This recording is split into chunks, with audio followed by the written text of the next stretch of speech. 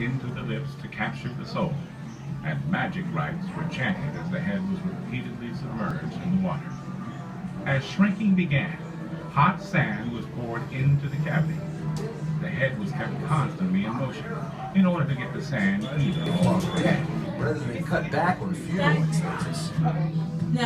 Called fantasy coffins, these creations are funeral essential, but also great works of folk art. First marketed by Kane Quay, the inventor of fantasy coffins in the 1950s. His family's fantasy coffins have been displayed in galleries around the world, and Ripley's is proud to own and display them in over a dozen of our famous museums. That's because most two-headed animals are stillborn. Now these one-of-a-kind animals came from one particular farm, run by a farmer with a heart of gold. He made it his mission to seek out these discarded genetic mutations, to care for them, and extend their